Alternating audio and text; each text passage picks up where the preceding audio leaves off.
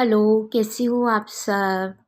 जो आज का टॉपिक स्टार्ट करने से पहले मैं बता दूं कि जूनियर में जब मैं भी पढ़ती थी ना, तो मुझे भी संस्कृत बहुत हार्ड लगती थी। ठीक है। तो हम जो है कहते थे कि क्या है ये संस्कृत, हमें नहीं समझ में आती। हम कहते थे पुस्तकम पुस्तके पुस्तकानि संस्कृत कभी नहीं आनी।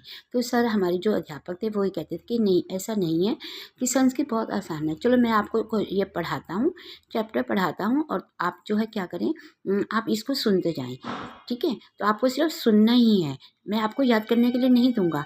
ठीक है। चैप्टर पढ़ाने के बाद बस वो सिर्फ हमें ये कहते थे कि चलो ठीक है, मैं थोड़ा शॉर्ट वर्क दे देता हूँ आपको, थोड़ा छोटा काम जो आप आसानी से क्या सकते हो, उसको पढ़ भी सकोगे और उनको याद भी कर सकोगे।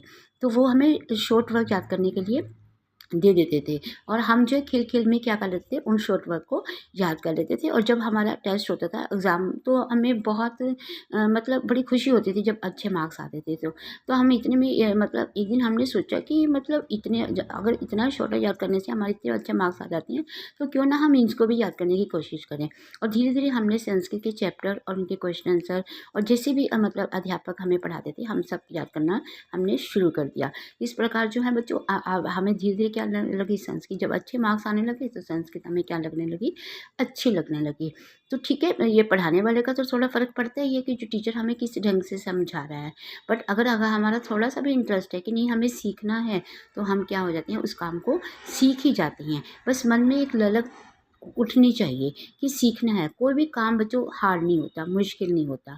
ठीक है। जब तक हम नहीं करते, किसी भी चीज़ को नहीं सीखते, तब तक वो मुश्किल लगता है, लेकिन जब हम उस काम को करने लग जाते हैं, तो वही काम हमारे लिए क्या हो जाता है, ईज़ी हो जाता है। तो चलो आज ये टॉपिक शुरू करते हैं, संधि। संधि के बारे में बच्चों ऐसा ही है, कुछ बच्चे जो कहते हैं कि बहुत हार्ड लगती है संधि में, हमें रूल समझ नहीं आते। बच्चों ऐसा नहीं है, मैंने अभी पिछली वीडियो में आपको दीर्घ संधि समझाई थी। ठीक है। दीर्घ संधि के अंदर क्या था कि अगर उसके संधि विच्छेद क्या आता है, संधि क्या आता है, विशेष स्वर क्या होती हैं, दीर्घ स्वर होते हैं, इस सब के बारे में आपको बताया था। आज हम करने जो जा रहे हैं गुण संधि।